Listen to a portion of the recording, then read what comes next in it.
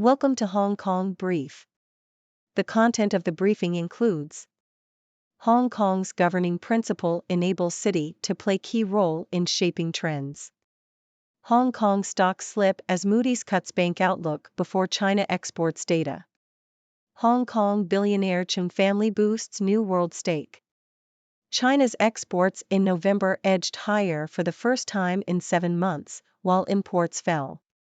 Asia hedge funds avert China turmoil with bets on Japan, AI. Hong Kong's governing principle enables city to play key role in shaping trends. South China Morning Post.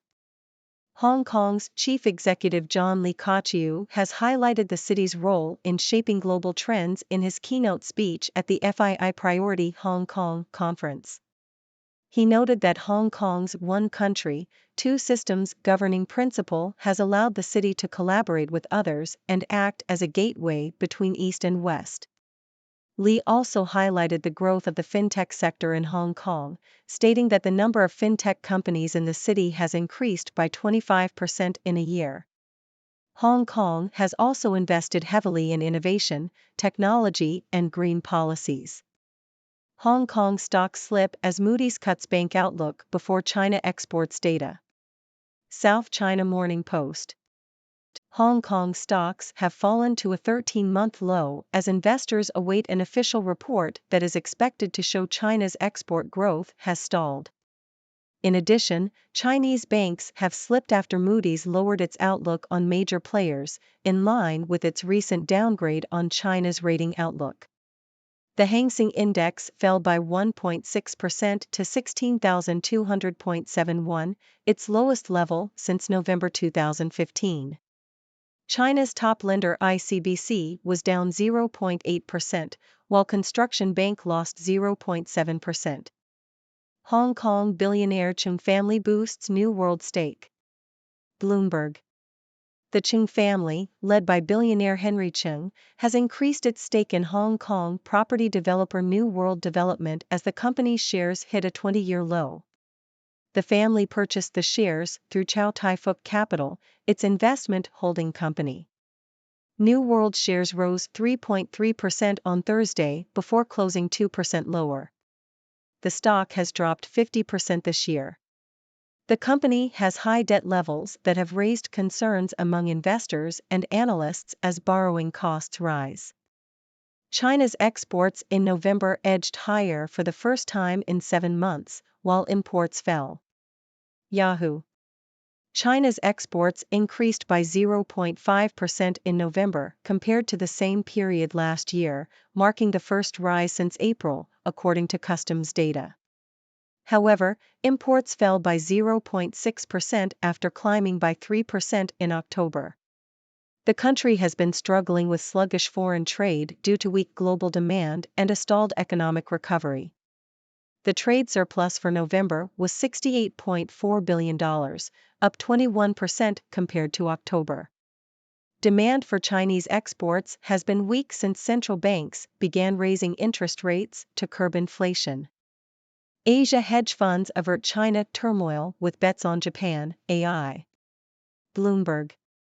Asia-focused hedge funds are on track for improved performances in 2023 after avoiding losses tied to China investments, according to Preqin data. While 68% of China-focused hedge funds lost money in the first 10 months of 2022, just 18% of those specializing in Japan incurred losses. Among the funds that performed well in 2022 were Steins Capital Asia, Keystone Investors, Panview Capital, and Trivest Advisors. Macro hedge funds that trade across multiple markets were the best-performing group overall. Investors who cut their China bets early and focused on Japan and global technology names fared better. Over 58% of Asia-focused hedge funds avoided losses in the first 10 months of 2022, compared to 32% in 2022.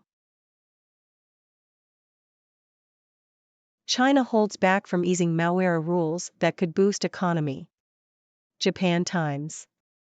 The article discusses the issue of China's urban hukou system, which ties a person's access to various services and benefits to their place of birth. The system has been criticized for creating inequality and limiting opportunities for those without urban hukou. The article features the story of Yang Guang, a farmer turned businessman whose success was largely dependent on obtaining an urban hukou. Yang describes the hukou as a cattle ear tag that categorizes people into different groups with different privileges and obligations. European leaders are in Beijing with a list of concerns. Will China Xi listen? CNN. Chinese leader Xi Jinping met with European Union (EU) leaders in Beijing on Thursday for a summit that could decide whether the two economies can resolve deep trade tensions or see them spiral further. The one-day gathering is the first in-person EU-China summit in 4 years and follows a virtual event last year described by an EU diplomat as a dialogue of the deaf. Brussels has brought a list of economic grievances, including subsidies for Chinese companies and barriers to entry into the Chinese market. China, for its part, has been trying to shore up relations with its key trading counterparts and foreign companies as it faces domestic economic challenges.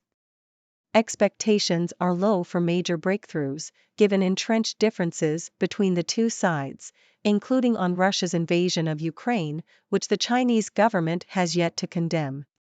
The EU has begun de-risking European supply chains from China and securing critical technologies as it recalibrates its policy towards China. G7 warns China on South China Sea, urges it to press Russia to exit Ukraine. South China Morning Post. The G7 issued a warning to China over its militarization of the South China Sea and called on Beijing to press Russia for an unconditional withdrawal from Ukraine. The G7 leaders also expressed opposition to China's expansive maritime claims in the highly disputed region and called on Beijing to respect international rules and the UN Convention on the Law of the Sea. They also stressed the importance of stability in the Taiwan Strait and highlighted China's human rights record, including concerns about forced labor in Tibet and Xinjiang. Rights activists questioned safety of testifying at foreign interference inquiry. The Globe and Mail.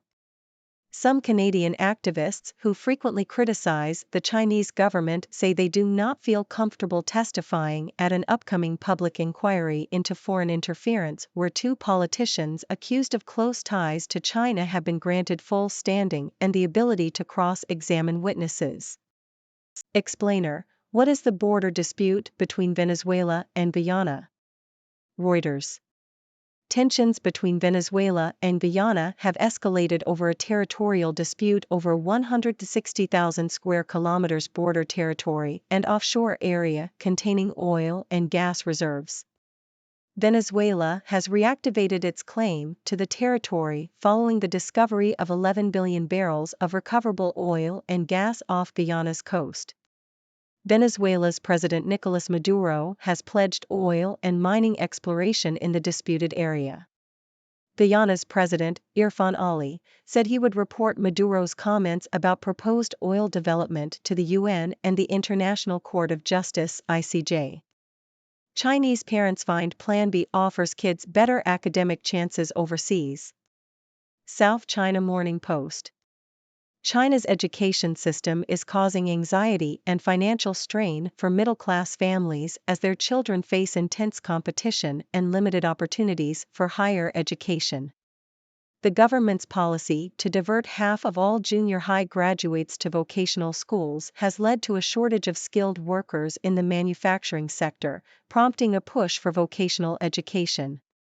However, many parents still view a university degree as essential for upward mobility, and they are willing to spend large amounts of money on tutoring and studying abroad to increase their children's chances of admission to academic high schools. The cost of raising a child in China is already high, and the added expenses of education further strain families' finances. As a result, some parents are considering immigration or studying abroad as a backup plan for their children's education. The shift in education policy and the increasing competition for limited spots in academic high schools are causing anxiety and pressure among students and their families, leading to a growing interest in studying abroad as an alternative option. India included in U.S. lawmakers' hearing on targeting of dissenters abroad. South China Morning Post. An influential U.S. congressional panel has included India in its discussion on transnational repression and authoritarians targeting dissenters abroad. The chairman of the Senate Foreign Affairs Committee, Senator Ben Cardin, pledged to introduce legislation to address the issue, following claims that an Indian government official was involved in a plot to assassinate a U.S. citizen critical of the Indian government. Senator Tim Kaine described the allegations against New Delhi as highly disturbing and stated that this is not the behavior of a respectable democracy. The U.S. and India have been deepening defense cooperation to counter China's growing military power. Irwin Cotler under 24-hour police protection due to threat to his life. The Globe and Mail.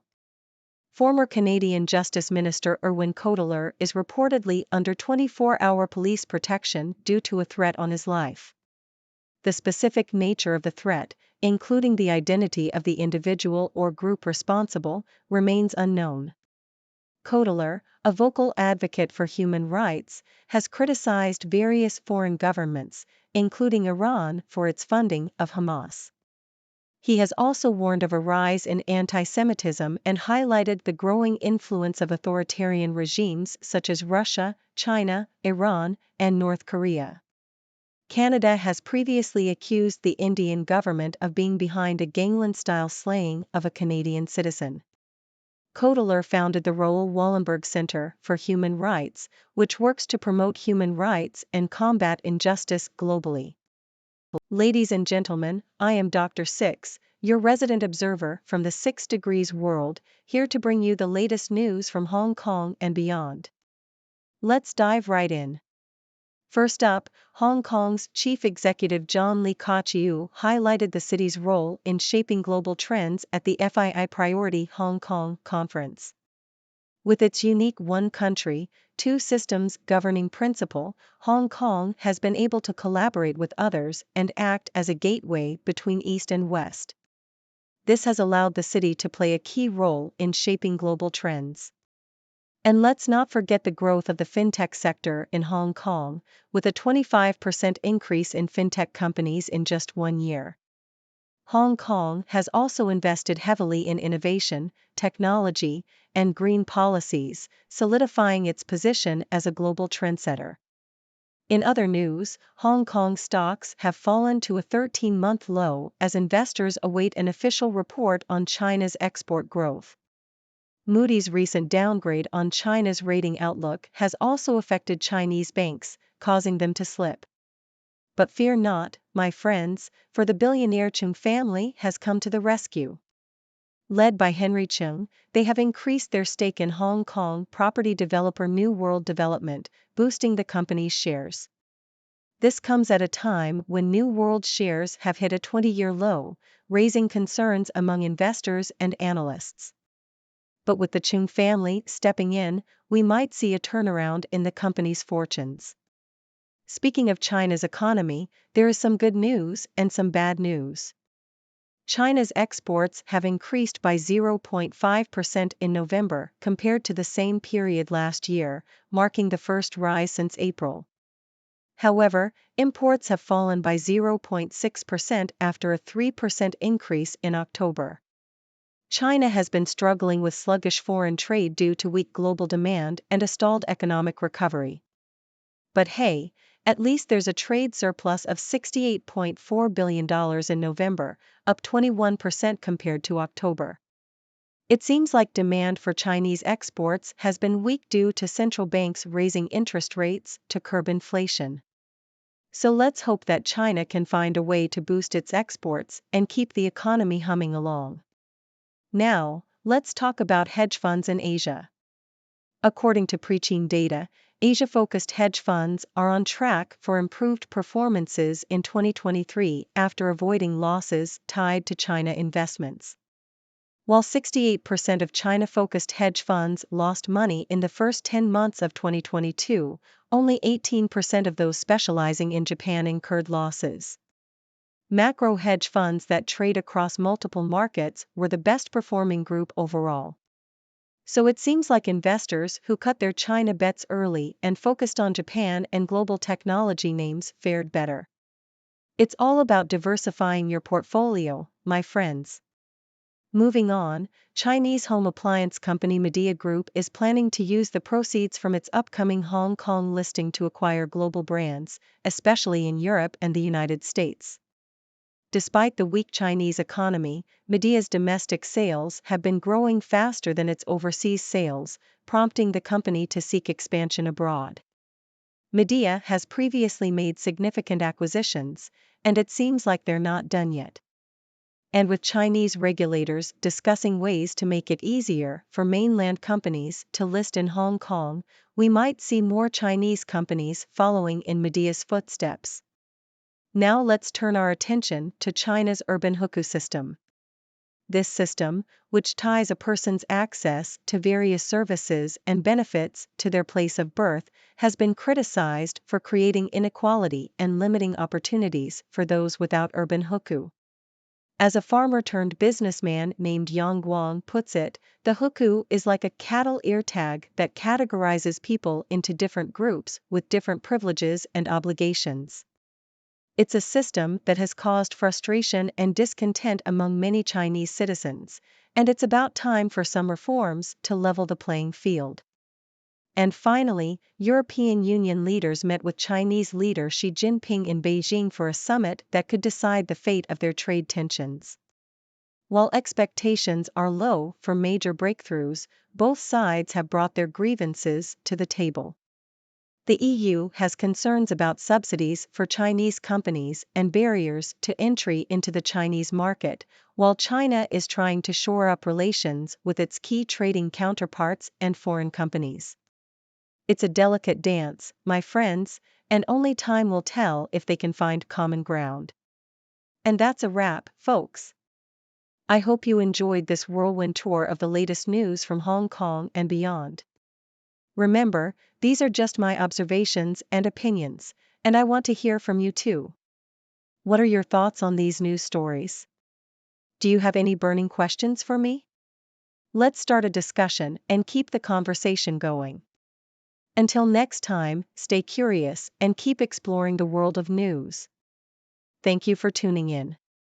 The content above showcases the latest briefing reports and analytical synopses, thoughtfully curated by the 6Do team.